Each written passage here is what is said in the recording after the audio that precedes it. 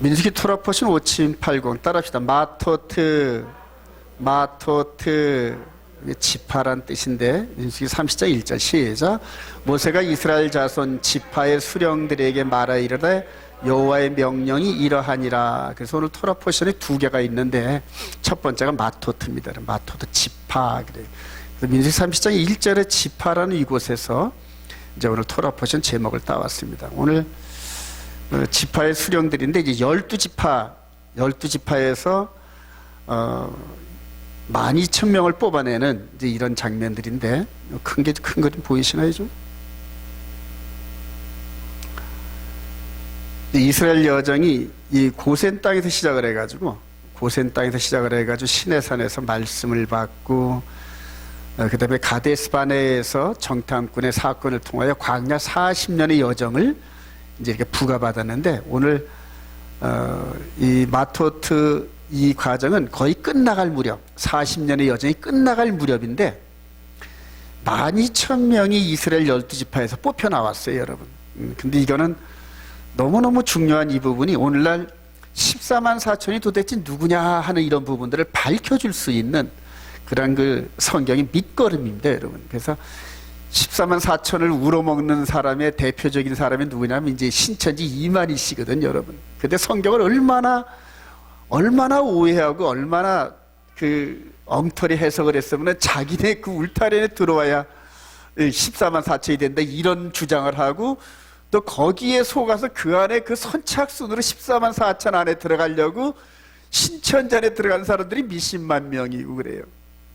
어쩌면 그렇게 성경을 그렇게 푸는지 참 너무 안타까운 그런 그게요. 그래도 그런 과정들이 전부 다 마지막 때에 드러나는 거짓 선지자들의 무리 속에서 진리의 말씀을 순종해 보지 않는 사람들이 전부 덫에 걸려 다 넘어갑니다.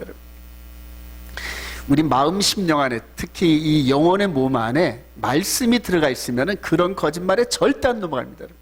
근데 이 속에는 말씀이 전혀 없는 상태에서 겉에 껍질만이 전부 그런 척하고 경건의 모양은 있는데 경건의 능력이 없는 사람들이 전부 그렇게 넘어갑니다. 근데 이제 그건 시초에 불과해요. 여러분 이만희 씨 같은 이런 사건들 신천지는 그저 아주 빙산의 일각 마지막 때 적그리스도가 나타나면 정말로 어마어마한 거짓말이 전 세계에 넘치는데 그게 3년 반 동안 그 거짓말이 온 세상을 덮는데 속아서 안 넘어갈 사람이 하나도 없어요 여러분. 하나도 없어요. 근데 누구만 안 넘어간다? 생명책에 기록된 사람들. 할렐루야. 근데 그 생명책에 기록된 사람들은 나도 모르고 여러분들도 몰라요 여러분. 근데 본인은 알아요 여러분. 본인은 내가 생명책에 기록됐는지 안 됐는지 본인은 안다. 믿어지시면 아멘. 그래요. 본인은 안다니까 하나님하고요. 근데 어떻게 하느냐? 느껴져요 여러분. 이 말씀들을 순종하면서 이 속사람이 말씀의 전신갑주를 입게 되면 아 내가 생명책에 기록된 군사구나 하고 깨달아집니다 여러분. 내가 이 스스로 느껴져요 여러분. 근데 남이 그런 거는 몰라요 여러분. 왜냐하면 그 사람 심령폐부 안에 들어가지를 못하는 거예요. 그래서 이제 겉으로 드러나면서 아 하나님의 계명을 순종하는 그러한 그 행함의 열매들이 나타날 때 아 이 사람은 속에서도 하나님의 계명 안에 있구나 생명책 안에 있구나 이걸 서로 느끼는 거예요 여러분. 근데 그러다 보면 그게 동력자가 되고 동지가 되는 거예요. 동지가. 그래요. 오늘 특히 말씀을 통하여서 내가 14만 4천 안에 들어가는지 말씀 안에 들어가는지 분별해 보시길 바랍니다. 자 그러면서 이제 이 3,500년 전에 이 모세를 통하여 12,000명이 뽑혀진 이 그림이 오늘날 이제 예수 그리스도에서 이제 저와 여러분들이 이렇게 나타나는 겁니다 여러분. 그래서 광야 40년의 여정과 기독교 2000년의 여정이 전부 다 오버랩이 돼요 이렇게. 똑같은 그림이에요. 그래서 여기에서 지금 벌어지는 사건들은 과거도 있고 현재도 있고 미래도 있어요 여러분. 근데 여기서 벌어진 사건은 전부 과거예요 우리한테. 그래서 우리의 미래가 어디에 담겨져 있다? 여기에 있단 말입니다. 여기에. 그래서 우리의 현재와 미래를 찾으려면 구약 성경을 부지런히 읽으세요. 부지런히 읽으시면서 성령의 도우심 달라고 하면서 기도하면서 성령님이 인도함 따라 이게 해석되어지고 우리가 보이고 내가 보여지고 우리의 미래가 보여지게 해달라고 여러분 기도 많이 하시기 바랍니다. 이제 그러다 보면 여러분들도 이제 남을 가르칠 수 있는 선생이 됩니다. 한번 좀 크게 볼까요? 요게 이제 3,500년 전에 모세를 통해 지나간 40년의 여정이에요. 40년의 여정이에요. 요게 밑거름이 돼서 비춰지는 장면이 이제 예수 그리스도 안에서 이렇게 에서버두 사빌라 시대에서 이방교회 7교회가 이렇게 2000년 동안 형성되면서 마지막 이분 예수 그리스도의 인도함을 받고 지금 복음이 출발한 예루살렘을 향하여 거의 도착하고 있어요. 지금. 거의 도착하고 있어요. 근데 여기서도 12,000명 뽑은 이때 타임이 40년이 거의 꽉 들어차서 요단강을 건너가기 직전에 있었던 사건이거든요. 근데 지금 요 14만 4천도 동일하게끔 거의 다 환경이 비슷하게 나타납니다.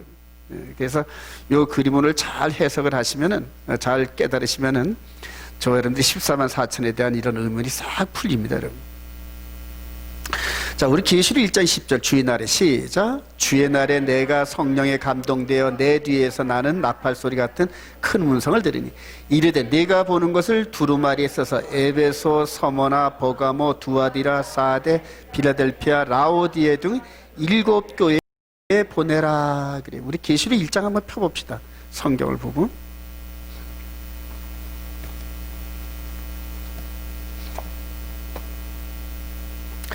여러분 계시록 1장에서 우리 주님의 모습이 어떤 모습으로 나타나냐 하면은 그분의 모습이 어떤 모습으로 나타나냐 하면은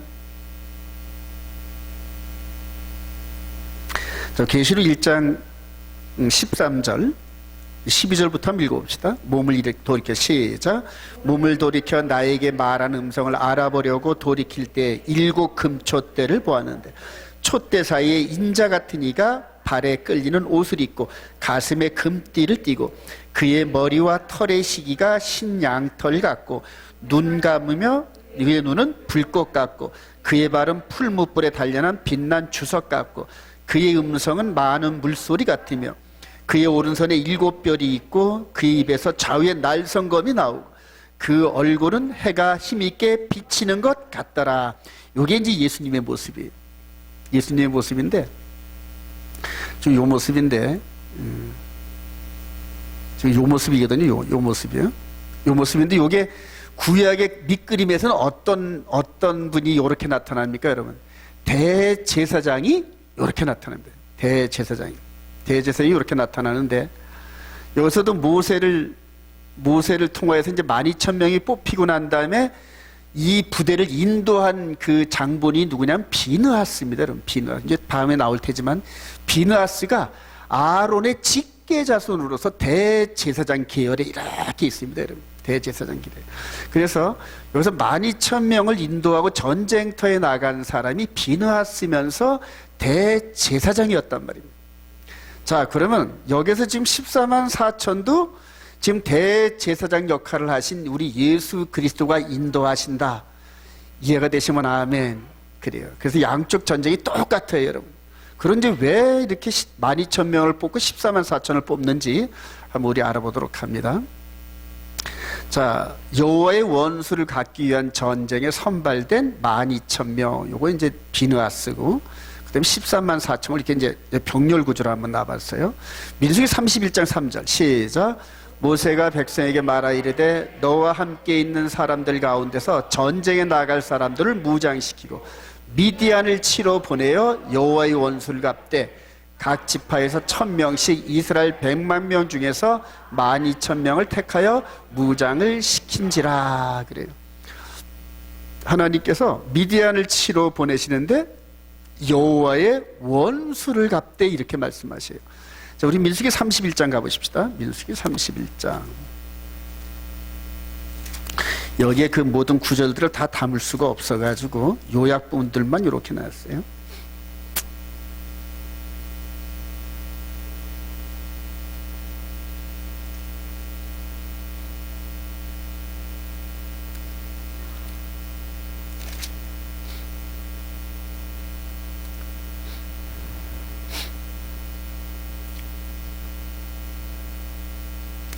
자, 여기서 12,000명을 무장시켜가지고 미디안 족속을 이제 치는데, 미디안 족속은 특별히 부울의 아들 발람을 통하여서 이스라엘 백성들을 마지막 이렇게 여정 가운데서 24,000명을 죽게 한 그런 장본인인데, 이스라엘 백성들이 24,000명을 죽게 한 미디안을 통하여서 하나님께서는 여호와의 원수를 갚는데, 여러분, 그럼 이스라엘 백성들을 건드린 게 누구한테 도전한 거다? 여호와 하나님한테 도전한 거예요. 우리 바울 사도가 하나님을 만나기 전에 다메섹을 가다가 누십니까? 그러니까 나는 네가 핍박하는 예수다 그런 거예요. 그러니까 바울은 예수 그리스도를 핍박한 적이 없어요. 그런데 누구를 핍박했다? 예수를 믿는 사람들을 핍박했단 말이에요. 똑같아요, 구조가. 구약 과정에서 여호와 하나님이 인도하시던 이스라엘 백성들을 대적하고 핍박한 게 바로 하나님을 대적한 거란 말이에요. 자, 그를 원수를 갚기 위해서 여기서 각 지파에서 1,000명씩 12,000명을 이렇게 선발을 했는데, 여러분 요걸 한번 보시도록 하시죠. 자, 여기에서 지금 이렇게 이스라엘 백성들이 진을 치고 있는데 12지파인데, 여기에 오리지널 아브라함의 후손들만 있을까요? 이방인도 있었을까요? 이방인도 있었어요, 여러분. 이걸 이해하는 게 너무너무 중요합니다, 여러분. 그래서 물론 혈통적 이스라엘 백성들이 있었지만은 육신의 할례를 통하여 유월절 예식에 참여하고 이스라엘 백성된 사람들이 여기 있었단 말이에요. 그리고 이 안에 들어오면은 이거를 이방인이라 하더라도 이스라엘 백성으로 여겨줘 가지고 이렇게 해서 이방인과 이스라엘이 연합된 무슨 이스라엘이다? 온 이스라엘. 요게 이제 이방인 이스라엘이 연합된 거란 말입니다. 이거를 이해하는 게 너무너무 중요합니다, 여러분. 그래서 14만 4천이 유대인입니까? 이방인입니까? 이런 질문이 오늘 여기서 해결이 돼요, 여러분. 그러니까 12,000명을 뽑았는데, 여기서 뽑을 때 이렇게 혈통적 이스라엘 백성들만 뽑았을까요? 이방인들도 뽑았을까요, 여러분? 이방인도 뽑았단 말이에요.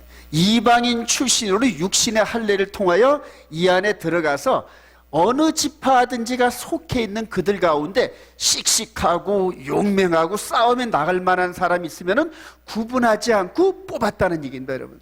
이해가 되시나요? 그렇게 해서 온 이스라엘에서 12,000명을 선별한 겁니다, 여러분. 온 이스라엘. 지금 이 온 이스라엘의 정체성에 대해서 지금 아주 상당히 신학적인 논쟁이 많은데 오늘 아주 이해를 잘 하시길 바랍니다. 자, 그렇게 해서 온 이스라엘이 이제 구약적 배경으로 볼 때 온 이스라엘이 포함된 12,000명을 선별했어요. 자, 그러면은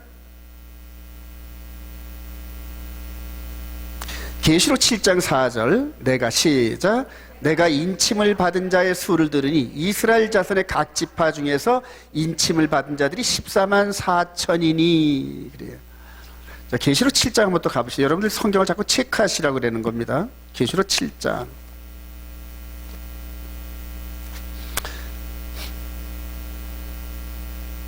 계시록 7장 우리 1, 2절 한번 읽어봅시다. 1절부터 2루의 시작.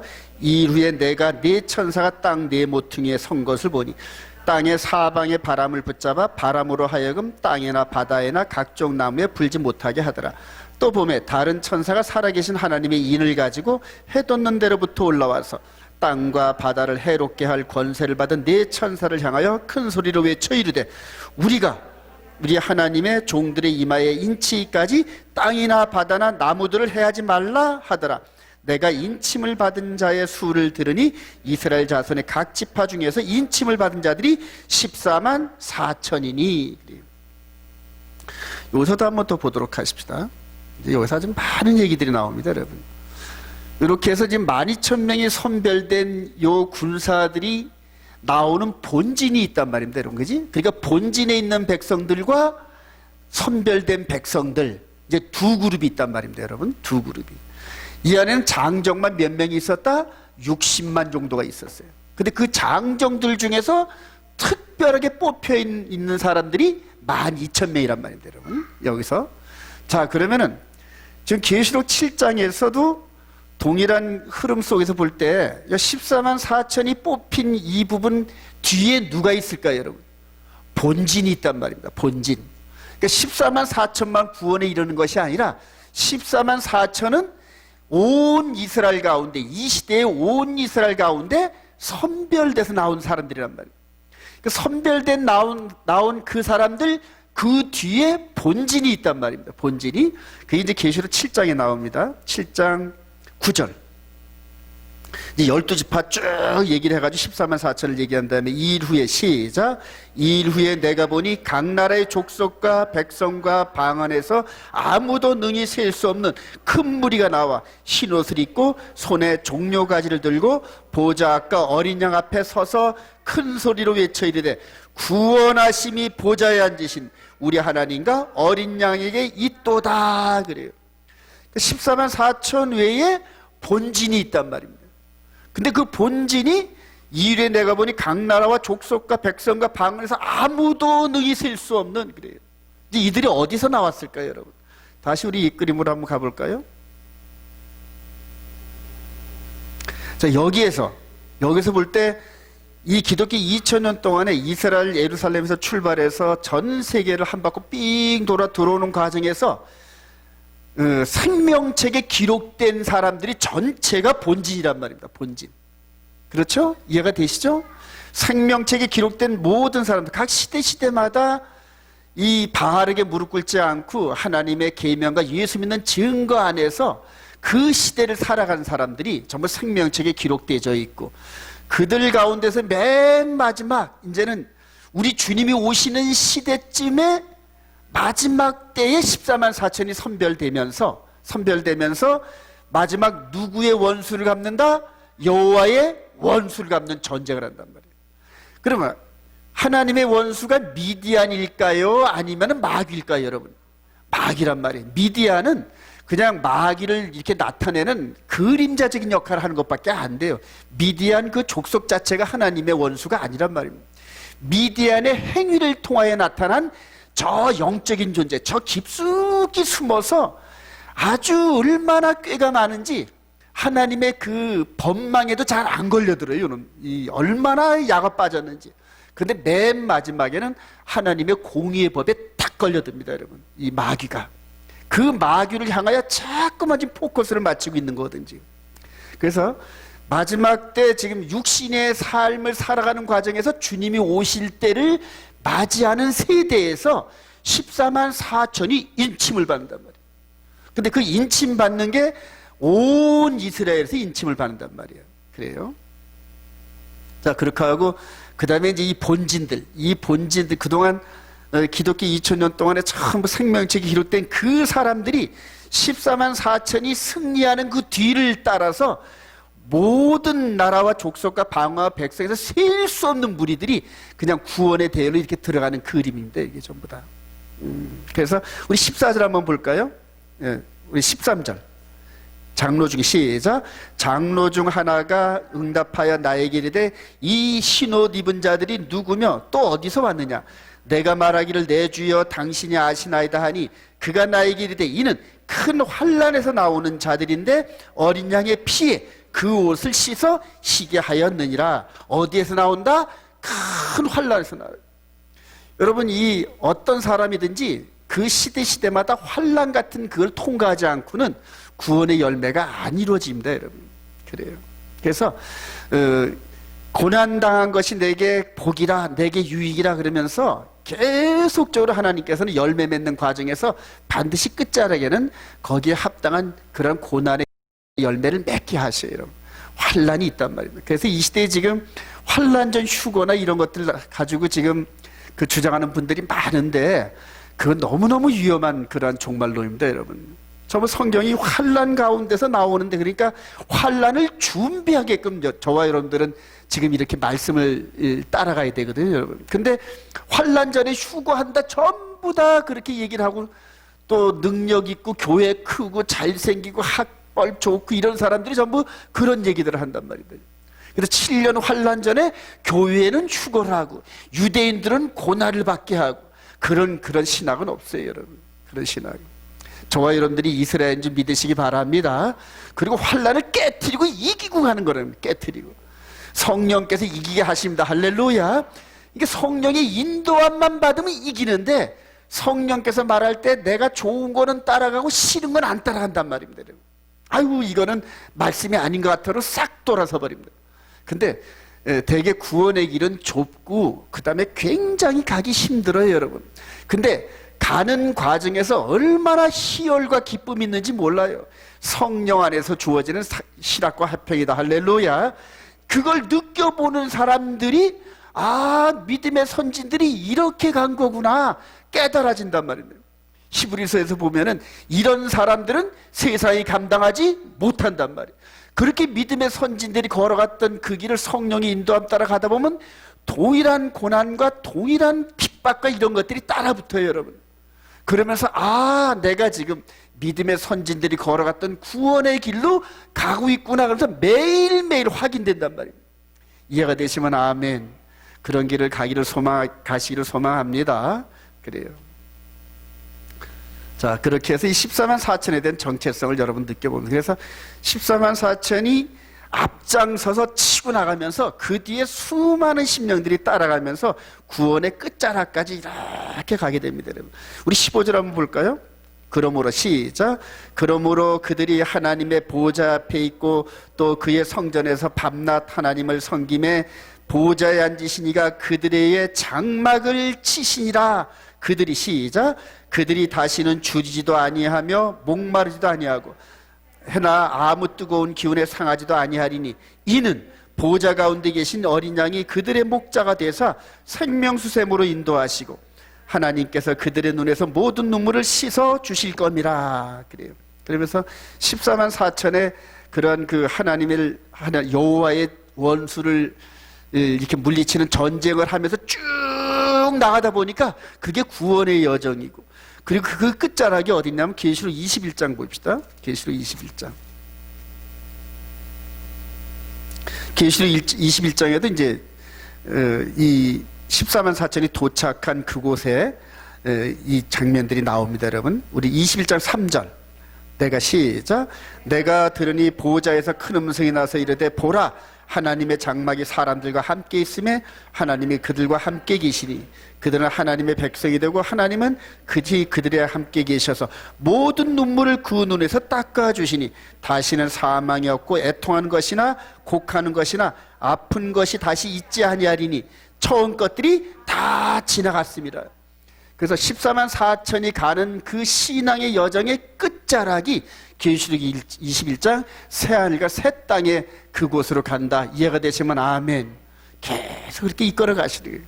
그래서 그 이끌어가는 그 여정이 미래이기 때문에 어떤 때는 힘드는데 바로 그 미래를 지금 요 12,000명이 선별된 요걸 따라서 가는 거란 말이에요. 이 말씀을 따라서. 그래요. 자, 그 다음 구절 한번 보도록 합시다. 자, 그 다음에 이제 12,000명이 선별돼서 나가가지고 이제 완전한 승리를 이룹니다. 완전한 승리를. 우리 민수기 31장 다시 한번 갑시다. 여러분들 이렇게 잠깐 밑줄을 치세요. 민수기 31장. 이제 전쟁을 했어요. 전쟁을 해가지고 가서 노획물과 이런 것들은 많이 얻어옵니다. 근데 48절. 군대 시작.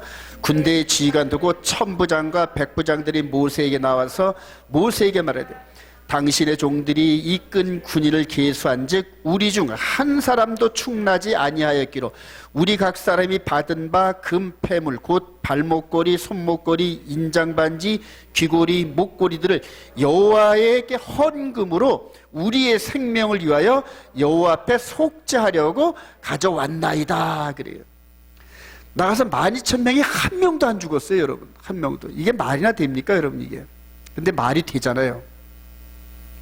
당시에 칼과 활과 총이 아닌 칼과 활과 이 맨주먹 6탄전으로 벌려서 전쟁을 벌이는데 12,000명 중에서라도 몇백 명은 죽어야 되잖아요, 그죠? 근데 한 명도 안 죽었대. 여러분 믿어지십니까, 이게? 그래요. 믿어지시면 아멘. 여호와께서 여호와를 위한 전쟁에서 12,000명을 선별해가지고 그냥 하나님께서 이 12,000명을 눈동자같이 보고 가셨어요, 여러분. 눈동자로. 한 명도 안 죽었다. 할렐루야. 그래요. 이런 일이 참 벌어졌습니다, 여러분. 자, 그랬더니 이제 이게 어디냐 하면은 계시록 14장 1절 시작. 또 내가 보니 보라 어린 양이 시온산에 섰고 그와 함께 14만 4천이 서 있는데 그들의 이마에는 어린 양의 이름과 그 아버지 이름을 쓴. 계시록 14장 가십시다. 다시 한번.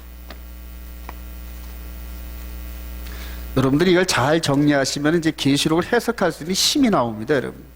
계시록 7장에 있는 14만 4천은 선별 중에 있는 14만 4천이에요, 여러분. 그러니까 지금 이 시대가 계시록 7장이 14만 4천을 지금 하나님께서 이렇게 인치고 계시는 그런 지금 시기란 말입니다, 여러분. 근데 14만 4천이 나중에 계시록 14장에 서 보니까 또 내가 시작. 또 내가 보니 보라 어린 양이 시온산에 섰고 그와 함께 14만 4천이 서 있는데 그들의 이마에는 어린 양의 이름과 그 아버지 이름을 쓴 것이 있더라. 내가 하늘에서 나는 소리를 들으니 많은 물소리와도 같고 큰 우레소리도 같은데 내가 들은 소리는 검은 고 타는 자들이 그 검은 고를 타는 것이라. 그들이 보좌 앞과 네 생물과 장로들 앞에서 새 노래를 부르니 땅에서 속량함을 받은 14만 4천 밖에는 너희 이 노래를 배울 자가 없더라. 이 사람들은 여자와 더불어 더럽히지 아니하고 순결한 자라. 어린 양이 어디로 인도하든지 따라가는 자며 사람 가운데서 속량함을 받아 처음 익은 열매로 하나님과 어린 양에게 속한 자들이 그 입에 거짓말이 없고 흠이 없는 자들이더라. 할렐루야. 여기서 4절에 여러분들 여자와 더불어 더럽히지 않고 이게 그냥 여자가 아니에요, 여러분. 음녀입니다, 여러분. 교회를 말하는 거예요. 성경에서는 여자는 교회를 말하는데 타락한 음녀와 더럽히지 않고 그런 얘기예요, 여러분. 교회는 교회인데 하나님의 말씀을 바꾼 그런 과정을 따라가는 교회를 전부 음녀라 합니다, 성경은. 오리지널 하나님 말씀을 따라가는 자들은 이제 신부라 그러고요. 저와 여러분들이 하나님의 계명을 따라가는 그런 신부인 줄도 믿습니다. 근데 그들의 입에는 거짓이 없고 그래요. 14만 4천의 특징은 뭐냐면 입에 거짓이 없어요. 왜냐하면 계명으로 훈련이 됐단 말이에요. 하나님의 그 십계명으로 그냥 첫 계명서부터 마지막 탐내지 말라는 이 계명을 육신으로 순종한 게 아니라 영의 몸으로 순종하면서 다듬어져 있는 사람들이 다듬어져 훈련되어져 있단 말이에요. 육신이 강건하고 싸울 만한 게 아니라 영적인 몸이 마귀가 건드리지를 못해요. 할렐루야. 왜냐하면 진리의 말씀으로 무장되어 있단 말이에요. 진리의 말씀. 그러니까 안 속아 넘어가. 마귀가 아무리 속일라 해도 뭐 안 속아 넘어가요. 마지막 때 바울 사도가 마귀가 속이는 장면을 이제 이렇게 설명을 합니다, 여러분. 여기 14장 접어놓으시고 데살로니가후서 2장 한번 가보십시다. 데살로니가후서 2장. 그 이전까지 여러분들 많이 읽으셨기 때문에 우리 2장 9절 악한 자의 시작.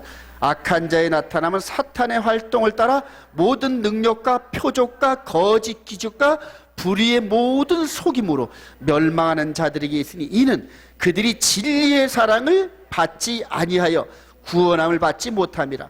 이러므로 하나님이 미혹의 역사를 그들에게 보내사 거짓 것을 믿게 하심은 진리를 믿지 않고 불의를 좋아하는 모든 자들을 하여금 심판을 받게 하려 하심이라 그래요. 이제 그럴 때가 이제 거의 다가와요. 그럴 때가 여러분. 지금부터라도 진리를 붙잡고 무장하시기를 바랍니다. 이 14만 4천이 전쟁터에 나가서 한 명도 안 죽고 돌아와가지고 하나님한테 상급을 받는 장면이 바로 이건데, 구약에서. 근데 이게 이제 시온산에서 우리 주님과 함께 전쟁을 끝내고 그리고 이긴 자가 되어 시온산에 서 있어서 14만 4천이 우리 주님과 함께 있는 그림이 나타난단 말이에요. 여기 밑에 있는 게 이제 현재 이스라엘의 시온산입니다, 여러분. 요게 좀 크게 볼까요? 요 밑에가 이제 시온산입니다. 실제 시온산이고, 이렇게 한번 이렇게 구성을 한번 해봤어요. 시온산 위에 서 있는 14만 4천인데 전쟁을 끝냈을까요? 전쟁 중일까요? 전쟁을 끝냈단 말입니다. 이긴 자였단 말입니다. 근데 이들이 전부 다 14만 4천이 거짓이 없고 입에 괴사가 없고 흠이 없더라. 할렐루야. 이게 육신의 몸일까요? 영의 몸일까요? 영의 몸이란 말이에요. 영의 몸. 그래서 바울 사도가 데살로니가 전서 5장 한번 볼까요? 데살로니가 전서 바로 앞장에 항상 우리들한테 지금 어떤 삶을 원하냐 하면은 우리 16절, 5장 16절. 항상 시작. 항상 기뻐하라, 쉬지 말고 기도하라, 범사에 감사하라. 이것이 그리스도 예수 안에서 너희를 향하신 하나님의 뜻이니라. 성령을 소멸하지 말며 예언을 멸시하지 말며 범사에 헤아려 좋은 것을 취하고 악은 어떤 모양이라도 버려라. 평강의 하나님이 친히 너희를 온전히 거룩하게 하시고 또 너희들의 온 영과 혼과 몸이 우리 주 예수 그리스도께서 강림하실 때에 흠없게 보존되기를 원하노라. 흠이나 티나 주름 잡힌 게 없는 그러한 내적인 그 영적인 몸을 소유한 자들이에요. 근데 그런 가운데서도 본진에서 특별하게 뽑아가지고 우리 주님이 직접 대장이 되셔서 하나님의 원수, 여호와의 원수인 마귀를 쳐부수는 과정에서 쓰임받은 이 일꾼들이 시온산에 올라와 있는 거예요. 시온산에. 이 뒤에도 허다한 무리들이 구원에 이른 걸 믿으시기 바랍니다. 우리 14만 4천에 대해서 여러분 이해가 되시죠, 여러분? 근데 어디서 뽑았다? 온 이스라엘에서 뽑았단 말이에요. 온 이스라엘. 그러니까 이걸 유대 백성들, 이스라엘 백성들만 온 이스라엘 그러는 것이 아니라 이스라엘과 이방인이 연합되어서 예수 그리스도 안에 있는 자들을 온 이스라엘에 한다. 할렐루야. 근데 이스라엘 백성들이 이거를 인정을 안 해요, 여러분. 왜 우리가 온 이스라엘이지 이방인이 왜 끼어들어? 이런 식으로 나오는 사람들이 굉장히 많아요. 그래서 지금 이스라엘과 이방인이 연합하는 과정에 신학적인 그러한 갈등과 혼돈이 지금 굉장히 많습니다. 그래요. 그래서 이 친이스라엘 여기서 공부를 오랫동안 한 사람들은 이들의 그 논리에 계속 흡수가 돼가지고 이방인들은 따로, 그 다음에 이스라엘의 12지파 이렇게 얘기를 해요. 그리고 이스라엘의 육신적인 이 부분의 회복을 얘기를 하는데 아니에요, 여러분. 이거를 잘 구분하셔야 마지막 때 성령이 인도하는 이런 흐름을 따라갈 수가 있어요, 여러분. 그래요. 계속 나갑니다.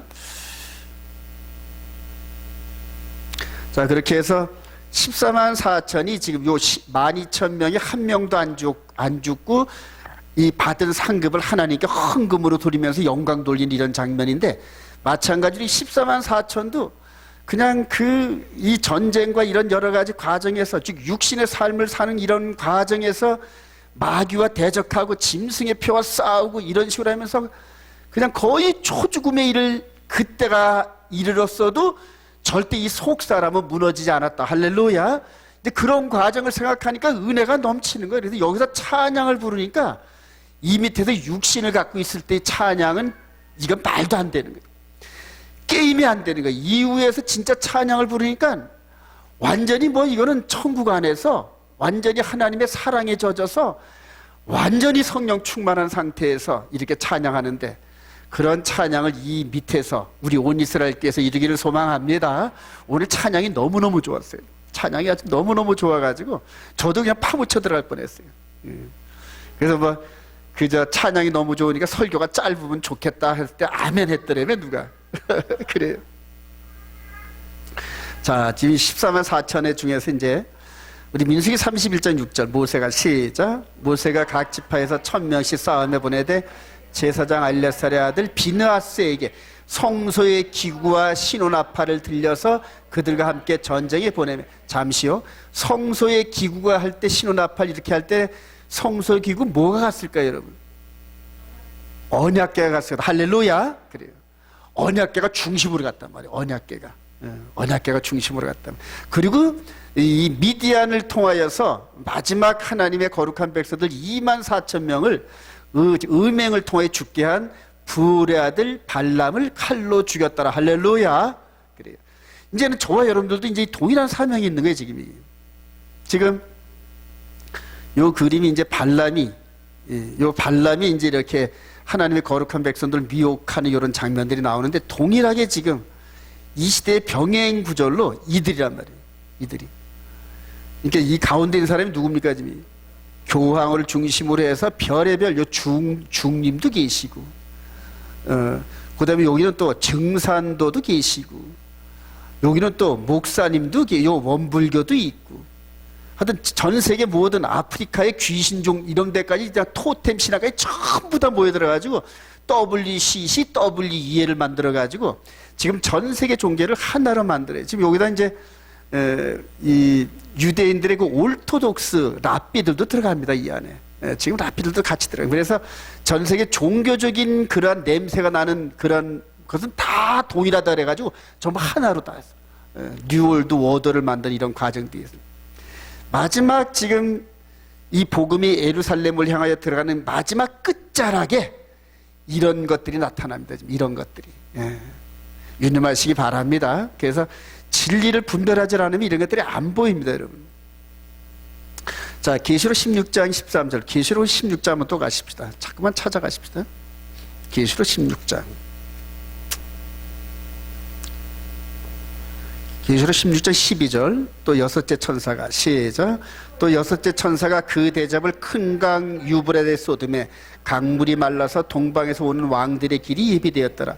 또 내가 보매 개구리 같은 새 더러운 영이 용의 입과 짐승의 입과 거짓 선지자의 입에서 나오니 그들은 귀신의 영이라 이적을 행하여 온 천하 왕들에게 가서 하나님 곧 전능하신 이의 큰 날에 있을 전쟁을 위하여 그들을 모으더라.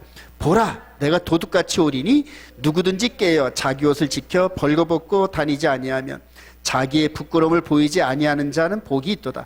새 영이 히브리어로 아마겟돈이라 하는 곳으로 왕들을 모으더라. 요때가 여섯 번째 대접재앙 때입니다. 그러면 여섯 번째.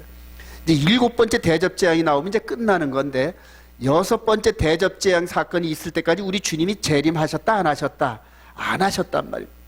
계속 지금 14만 4천으로 선별된 하나님의 여호와의 군사들이 전쟁하는 걸 영적으로 누가 인도하신다? 예수와께서. 할렐루야.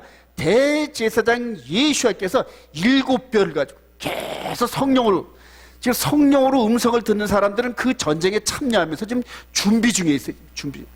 저와 여러분들은 모르지만은 하여튼 하나님께서 예수와의 대제사장 예수와께서 계속 말씀으로 기름 부으죠. 말씀으로 기름. 때가 되면 그들을 호출하셔요, 여러분. 때가 되면 그들을 호출하셔. 근데 지금 그런 때들이 지금 이스라엘이 독립하고 이러면서 아주 예루살렘을 중심으로 아주 요동을 칩니다. 지금 요동을 쳐야죠. 그게 보이는 사람한테는 보이는데 안 보이는 사람한테는 저 강 건너 불구경한대요. 그리고 어느덧 평안하다 평안하다 할 때 우리 주님이 도둑같이 재림을. 아니 언제 오셨어요? 이런 식으로. 그러니까 그 거라사 광인처럼 네 벌써 오셨어요? 아직 때가 안 됐는데 이런 식으로 맞이하게 됩니다. 근데 거의 다 그런 식으로 맞아들어요, 여러분. 너무너무 저와 깨어 기도하시길 바랍니다. 그래서 지금 이들이 지금 발호를 하고 있어요, 지금. 발람을 죽여. 자, 그래서 14만, 이게 12,000과 14만 4천 속에서 두 가지로 요약하면 여호와의 전쟁을 위해서 선별됐는데 온 이스라엘에서 선별됐다. 그래서 이방인과 이스라엘 구분 없이 예수 안에서 영적인 군사된 그 사람들, 이 시대에 영적인 군사된 사람들은 누구든지 다 후복감이다. 할렐루야. 그리고 이제 이스라엘과 연합을 하면서 정말로 예루살렘에 진실된 한 세사람 교회가 세워지면은 이제 그때부터 아주 회전할 겁니다, 여러분. 저와 여러분들이 이제 그 안에 들어가야 할 텐데요. 그래요. 자, 다음으로 이제 두 번째 토라 포션인데 따라합시다. 마세이. 이게 로정이라는 뜻인데 여정. 이제 여정인 뜻인데 이것도 이제 얼마 길지 않으니까. 자, 33장 1절 시작. 모세와 아론의 인도로 대오를 갖추어 애굽을 떠난 이스라엘 자손들의 노정은 이러하니라. 그래요. This is their journey by stage 해가지고 그들의 여정. 그래. 여정길이란 말이에요. 여정. 그래요. 다시 한번 이걸 비춰봅시다. 고센 땅에서 출발했어요. 고센 땅에서 이제 절기로 따지면 고센 땅에서 출발할 때가 언제입니까? 6월절. 그래요. 6월절을 출발해가지고 이제 무교절 초실절을 거쳐가지고 요 시내산에 도착할 때가 오순절입니다, 여러분. 오순절. 그리고 이제 가나안 땅에 들어가는 그것이 가을절기란 말이에요. 가나안 땅에. 그래서 이 7절기는 하나의 텀으로 고센 땅에서 6월절을 지내고 시내산에서 오순절을 통하여 말씀을 받아서 거룩한 백성으로 꼴지어져서 가나안 땅으로 들어가는 여정, 그래서 나팔절, 대속절, 초막절 이런 식으로 한 텀으로 이루어졌습니다, 여러분. 자, 그런데 시내산에서 이렇게 말씀을 받고 그 다음에 가데스 바네 사건을 통하여서 바로 가나안 땅으로 들어갈 수 있었는데, 나대초가 바로 있을 수 있었는데 40일 동안 정탐하고 난 다음에 불순종을 하여가지고 이제 광야 40년의 여정이 부과됐습니다. 광야 40년의 여정은 필요했을까요? 필요 없었을까요? 사실은 필요가 없었지만은 그러나 또 필요가 있는 겁니다, 여러분. 그래서 이스라엘이 여기서 넘어졌어요. 하나님 말씀을 불순종하면서 넘어져가지고 이방 지역으로 40년 도는 바람에 구원의 빛이 어디로 향하였다? 이방을 향하였단 말이에요. 이게 이제 똑같아요, 기독교 2000년하고. 자, 그렇게 해서 40년이 끝나고 날 때쯤에 이제 요 모압 평지에 모이는 이런 과정입니다. 여기서 이제 신명기가 전체가 이루어져요. 여기서 신명기 사건이 이루어지는데, 오늘 이제 이 노정이 여기에 와 있는 이것을 얘기하는 겁니다, 여러분. 자, 그러면서 이제 이 여정이 사도행전 1장 7절 이르시되, 시작. 이르시되 때와 시기는 아버지께서 자기의 권한에 두셨으니 너희가 알 바 아니요 오직 성령이 너희에게 임하시면 너희가 권능을 받고 예루살렘과 온 유대와 사마리아와 땅끝까지 이르러 내 증인이 되리라 하시니라. 그래요. 그리고 여기에서 이제 우리 주님께서 승천하시면서 말씀하신 건데, 당시의 제자들이 예루살렘과 온 유대와 사마리아 땅끝까지 할 때가 이들의 당시 2000년 전에 그 세계관은 여기에 머물러 있단 말입니다. 지중해를 중심으로 요게 세계관이 요게. 그리고 1400년도만 하더라도 콜럼버스가 이 서쪽으로 자꾸 항해를 할 때 가면은 절벽같이 폭포수같이 있는 쪽으로 해서 빠져 죽는다, 이런 생각을 갖고 있었다. 그러니까 지구 전체를 이렇게 한꺼번에 볼 수 있는 그런 그게 없었어요. 평평하다 생각하고, 그래서 계속 배 타고 나가다 보면 폭포수같이 떨어져 죽는 이런 개념이었단 말이에요. 그게 1492년도입니다. 1492년도. 그러니까 그때보다 1500년 전쯤에 요 제자들의 요 이스라엘 땅을 벗어나보지 못했던 이 제자들의 세계관은 아주 좁단 말입니다. 근데 이들을 향하여 너희들이 예루살렘과 온 유대와 사마리아와 땅끝까지 할 때 이런 개념일 걸 이해했을까요? 못했을까요? 이해 못합니다, 여러분. 바울 사도도 이해를 못합니다. 그래요. 그러니까 이제 우리 주님께서는 이거를 전부 한눈에 보시면서 이 얘기를 하신 건데, 이들은 여기만 다 돌아다니면 주님 오실 거라 생각을 했다는 얘기죠. 다 그래요, 여러분. 자, 그렇게 해서 이 40년의 여정이 요 2000년 전에 제자들한테 똑같이 이렇게 여정이 부여됐는데, 이들이 넘어짐으로 말미암아 구원의 복음이 이 이방인 시대로 쫙 흘러간 겁니다. 그리고 2000년이 지난 다음에 저와 여러분들에게도 이 복음이 복스럽게 축복스럽게 다가왔다. 할렐루야. 감사하시기 바랍니다. 감사하시기 바랍니다. 자, 이제 오늘 특별히 또 도피성, 이제 이런 과정에서 이제 도피성을 얘기하는 겁니다. 이런 여정 속에서 오늘 도피성을 얘기하는데, 우리 민수기 35장 가보십시다. 민수기 35장. 여러분들이 이제 밑줄을 쳐놓으세요. 이렇게 성경 안에다가. 하나님께서 이스라엘 백성들에게 도피성 제도를 줬습니다. 도피성 제도를. 민수기 35장 우리 9절. 여호와께서, 시작. 여호와께서 또 모세에게 말씀하여 이르시되 이스라엘 자손에게 말하여 그들에게 이르라, 너희가 요단강을 건너 가나안 땅에 들어가거든 너희를 위하여 성읍을 도피성으로 정하여 부지 중에 살인한 자가 그리로 피하게 하라. 그러면서 32절 우리 28절. 이는, 시작. 이는 살인자가 대제사장이 죽기까지 그 도피성에 머물러 할 것이라. 대제사장이 죽은 후에는 그 살인자가 자기 소유의 땅으로, 그래, 도피성을 제도를 줬는데, 가나안 땅에 들어가서 이렇게 6군데다가 도피성을 주셨어요. 이렇게. 그러니까 동서남북으로 이스라엘 백성이 사는 곳에서 각자 가장 빠르게 달려가면은, 그저 하루 이틀만 달려가면은 도피성에 도착할 수 있는 요 정도의 도피성을 주셨어요. 그 성의 크기가 요 정도 되는데, 여기 지금 현재 남아있는 겁니다. 남아있는 건데, 도피성에 가면은 부지 중에 사람을 죽이고 이런 사람들이 도피성을 도망가는데, 따라오는 사람이 있어요. 이스라엘 백성들은 뭡니까? 이 자기 친족이 죽으면 반드시 원수를 갚아야 돼요, 여러분. 엄청납니다, 이들이. 그래서 그 죽은 사람의 친족이 지금 따라붙는 거예요. 따라붙어가지고 요 도망오는데 화살로 막 쏘기까지 합니다. 도망가고. 근데 이 도피성 안에 앞에만 딱 도착하면은 못 죽이게 돼 있어요, 여러분.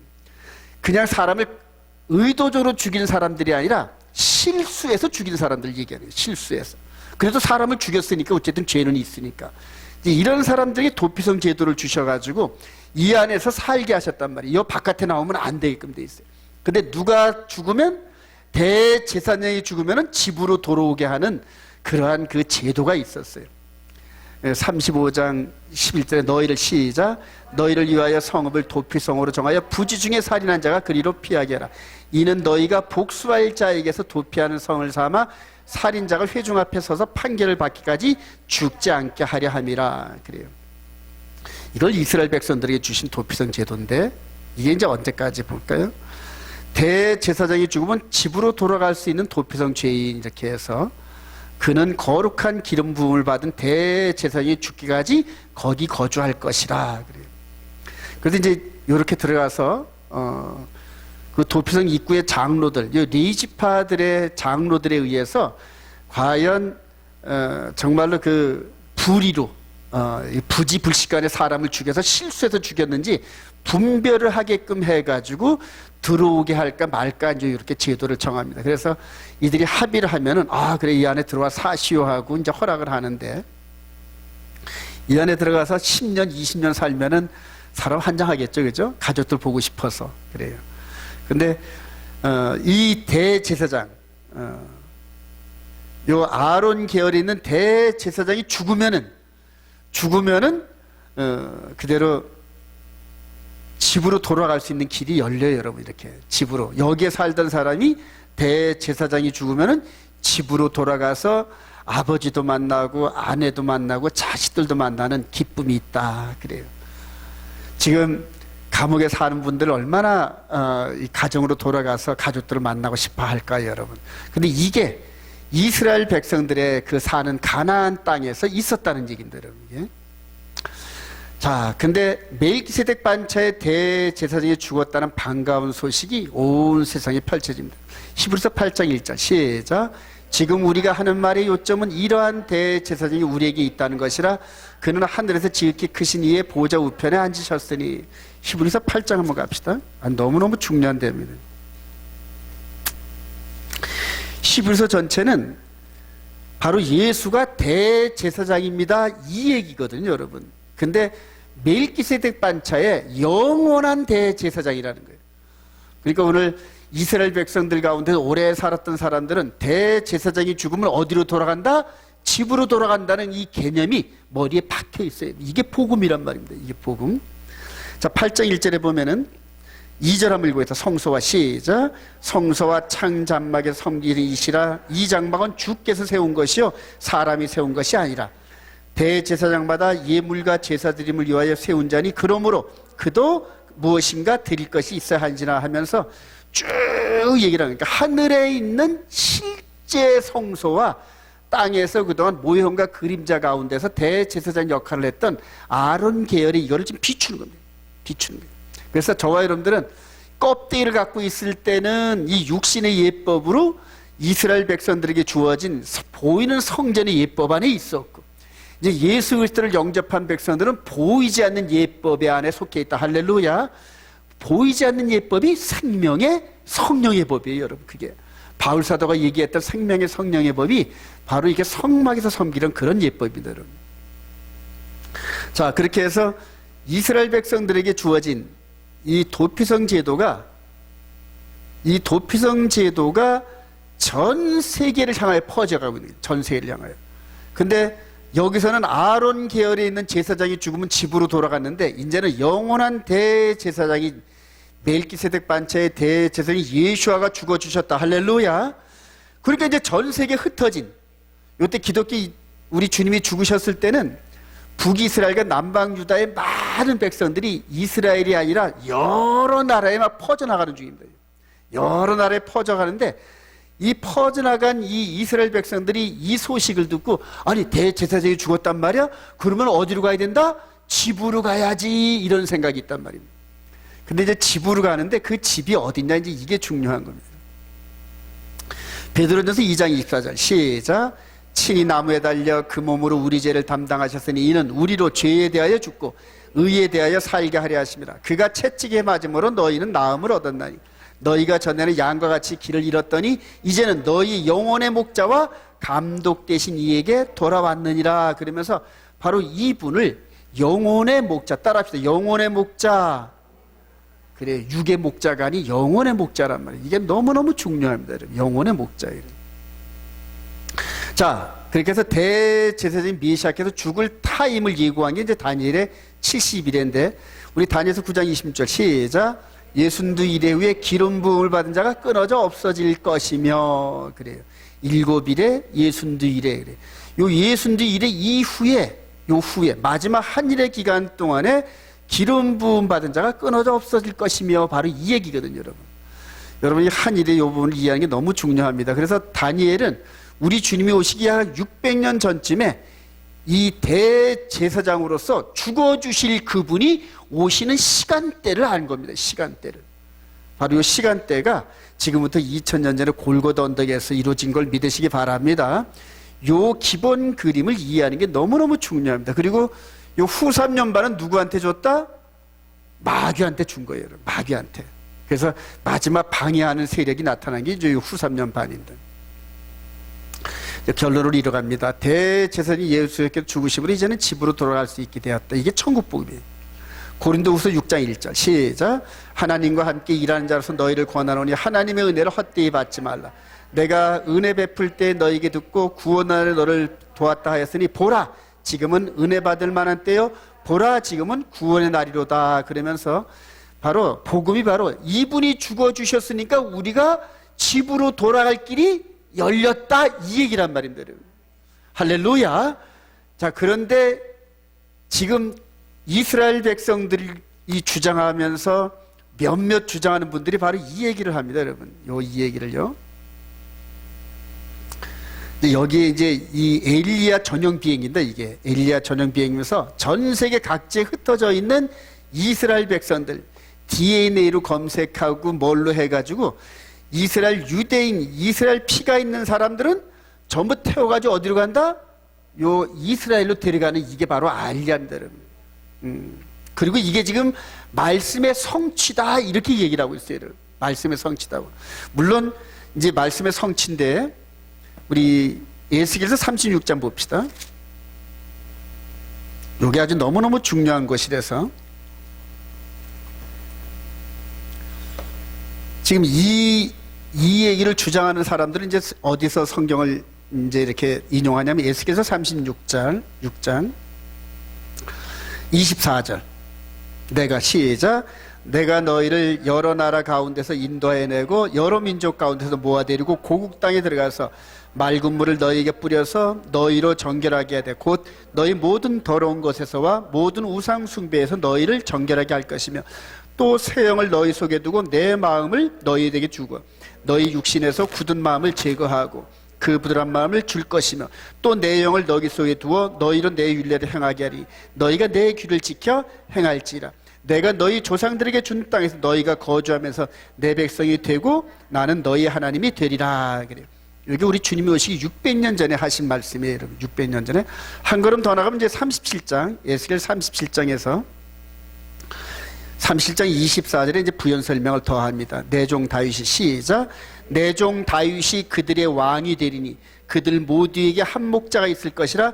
그들이 내 규례를 준수하고 내 율례를 지켜 행하며 내가 내 종 야곱에게 준 땅 곧 그들의 조상들이 거주하던 땅에 그들이 거주하되 그들과 그들의 자자손손이 영원히 거주할 것이요 내 종 다윗이 영원히 그들의 왕이 되리라. 내가 그들과 화평의 언약을 세워서 영원한 언약이 되게 하고 또 그들을 견고하고 번성하게 하며 내 성소를 가운데서 세워서 영원히 이르게 하리니 내 처소가 그들 가운데 있을 것이며 나는 그들의 하나님이 되고 그들은 내 백성이 되리라.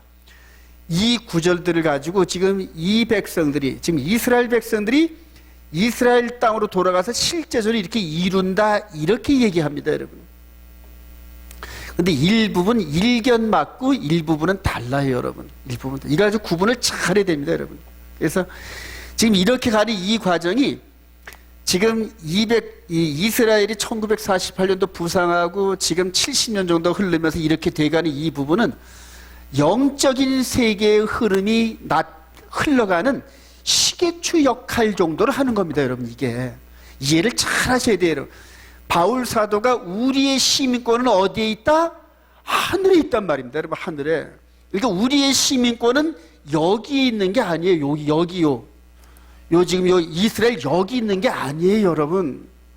그러니까 지금 많은 분들이 오해를 해가지고 이들을 데려다가 여기에다가 해가지고 하나님이 아브라함에게 약속한 이것을 이루는 것이 약속의 성취다 하고 이걸 끝자락에 둡니다.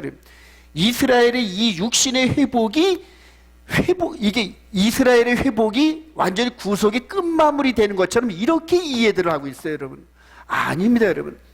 아직까지 이 백성들이 버림받지는 않았어요. 아직까지 유용하긴 한데 구속사의 흐름이 끝날 때까지 이 백성들이 시계추 역할을 하는 겁니다, 여러분. 그러면서 일면 우리 속사람이 예수 그리스도를 영접한 그런 가운데서 이 땅으로 표시된 땅, 하나님이 계시는 영원한 땅입니다. 할렐루야.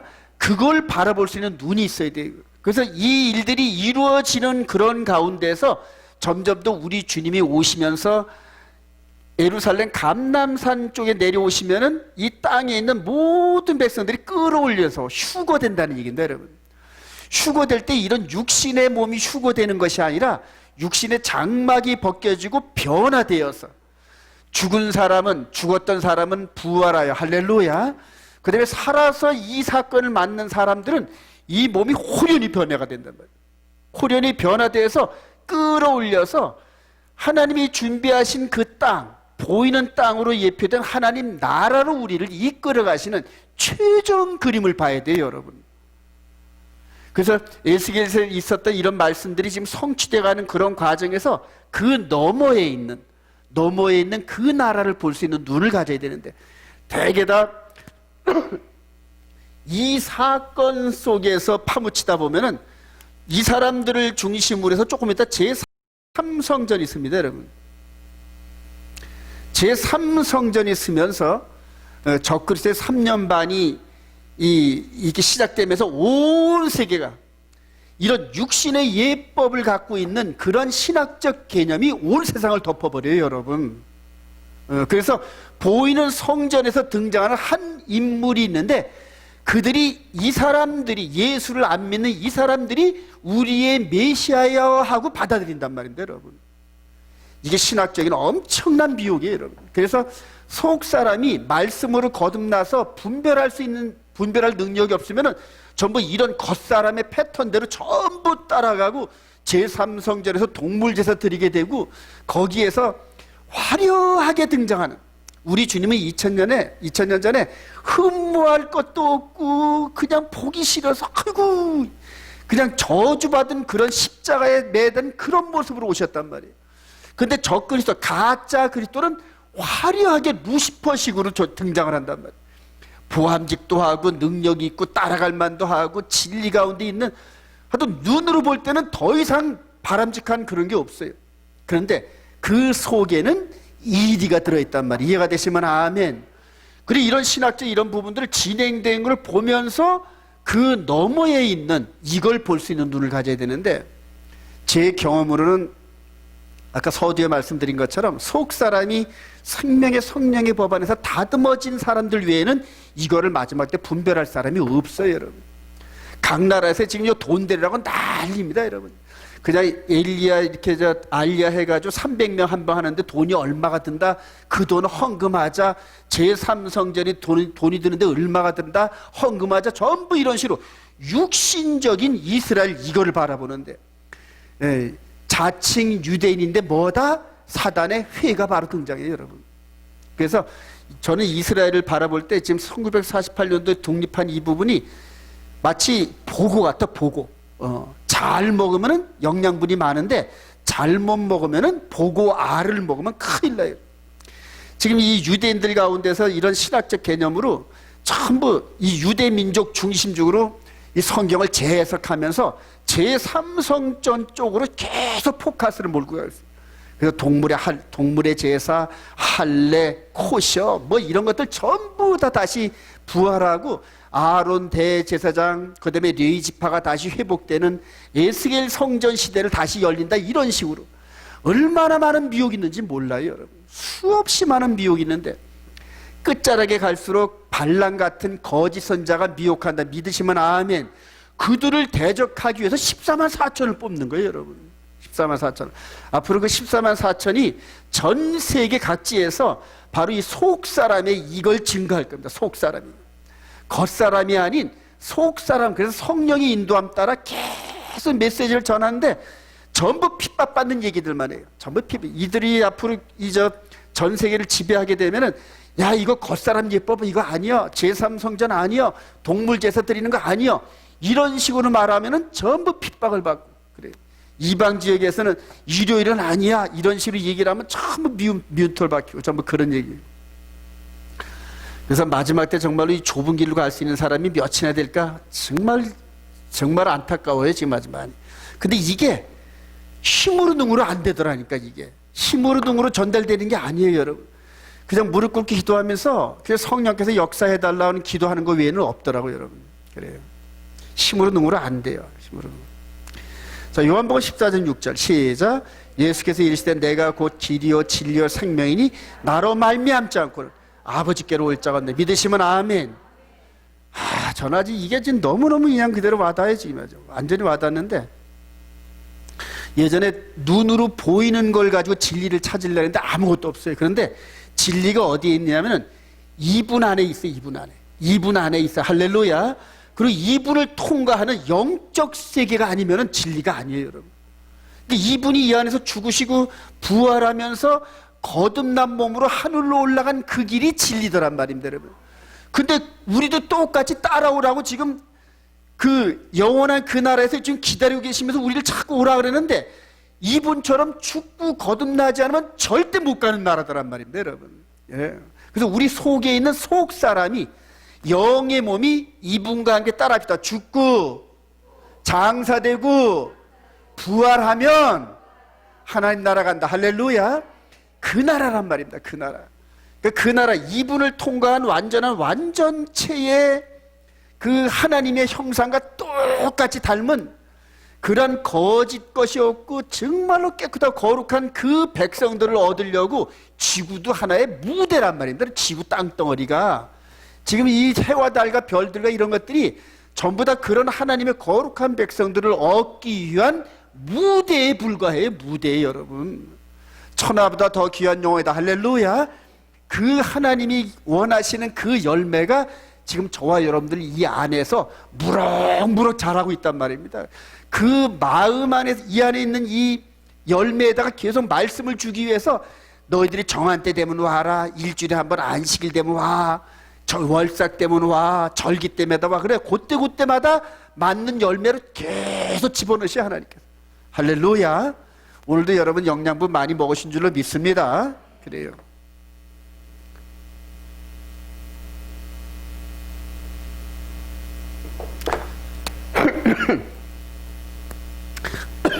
이 부분을 잘 분별하시기 바랍니다, 여러분. 결론입니다. 대제사장 예수 그리스도의 경고와 다시 오심을 기다리는 성도들의 자세인데, 마태복음 24장 3절 시작.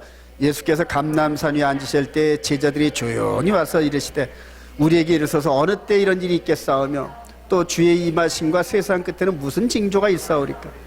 예수께 대답하여 이르시되 너희가 사람의 미혹을 받지 않도록 주의라. 많은 사람이 내 이름으로 와서 이르되 나는 그리스도라 하여 많은 사람을 미혹하리라. 그래요. 우리 주님이 직접 경고하신 거예요. 감람산을 내려다보시면서, 감람산이 여기 주님이 계신 곳이 감람산에 지금. 그런 내려다보는 건 여기는 어디다? 성전산입니다. 감람산에서 성전산을 보시면서 지금 말씀하시는 거예요. 제일 먼저 경고한 게 사람의 미혹을 받지 말아라. 나는 그리스도라 하여. 그래, 많은 사람을 미혹한데 땅에서 나타나는 그리스도는 그리스도가 아닙니다. 여러분 믿으시기 바랍니다. 그런데 성전에서 나타나서 나는 그리스도라고 하는 자가 나타난단 말입니다. 여러분. 그리고 생명책에 기록되지 않은 사람은 전부 다 그가 그리스도라고 믿는다는 얘기예요. 전부 그리스도라고. 너무너무 안타까운 일이에요. 지금 안 그런 것 같죠, 여러분? 그때 되면 다 이렇게 현혹돼서 넘어가요, 여러분. 자, 히브리서 10장 23절 시작. 또 약속하시는 미쁘시니 우리가 믿는 도리의 소망을 움직이지 말며 굳게 잡고 서로 돌아보아 사랑과 선행을 격려하며 모이기를 펴는 어떤 사람들의 습관 같이 하지 말고 오직 권하여 그날이 가까움으로 볼수록 더욱 그리하자. 지금 이제 점점 더 마귀는 못 모이게 하죠. 큰 흐름 속에 못 모이게 하면서 실제로 교회 안에서 이 생명의 말씀을 나누는 이 그룹을 방해하기 위해서 못 모이게 하는 겁니다, 여러분. 이거를 히브리서 기자는 미리 봤어요. 그래서 모이기를 패하는 어떤 사람들의 습관과 같이 하지 말고 그래요. 여러분들 진리 안에서 정말 모이시기를 소망합니다. 그리고 이제 그때가 되면 이게 요번에 코로나 바이러스를 이거는 사람들이 만들어낸 인위적인 작품인데 7 대접죄형 내릴 때는 실제 이 생명의 성령의 법 안에 있는 사람들은 그 저주가 그런 질병이 온다 안 온다? 안 와요, 여러분. 믿으시기 바랍니다. 저는 자신합니다, 자신해. 지금은 이게 사람들이 만들어 놔가지고 전부 다 모이기를 피하게 하려고 지금 막 이런 식으로 해놓는데 이거 코로나 바이러스 아무것도 아니에요, 여러분. 예. 우리 주님이 직접 이렇게 경고하셨어요. 이때 얼마나 가슴 아프실지 한번 볼까요? 이제 여기서 이렇게 기다리고 계시는데 2000년 전에 여기서 이렇게 말씀하시고 나서 지금 여기서 기다리고 계십니다. 그러니까 지금 7별로 성령님의 그 음성을 통하여서 당신의 백성들을 이끌어 가시는데 눈에 안 보이니까 성령의 음성을 전부 거역하고 전부 눈에 보이는 것만 따라요. 눈에 보이는 거. 눈에 보이는 거. 근데 눈에 안 보이는 이 속에서 기록된 말씀을 따라가야 되는데 전부 많은 사람들이 있는 곳이 어디고 잘생긴 사람, 그럴듯한 이런 사람들만 쫓아가서 눈으로 보이는. 그리고 맨 마지막에 눈으로 봐서 절대 진리 같은 그런 적그리스도가 등장하는데 거의 따라갑니다. 근데 14만 4천은 어떤 사명을 갖고 있다? 그들을 깨부시는, 그래요. 깨부시는 사명을 받았다. 할렐루야. 그리고 한 명이라도 진다, 안 진다? 안 진다는 얘기예요, 여러분. 마지막 14만 4천. 그 다음에 이 대제사장 예수아가 이렇게 죽어주시면서 우리가 쫓겨난 하나님 나라에 돌아갈 수 있는 이 길을 열어주신 이런 모든 것들을 우리가 감사하고 찬양하면서 정말 그분이 오시는 그날까지 생명 바쳐 하나님 나라의 계명과 예수 믿는 증거를 가지면서 14만 4천 같은 사명을 감당하는 저와 여러분 되시길 주님의 이름으로 축원드립니다.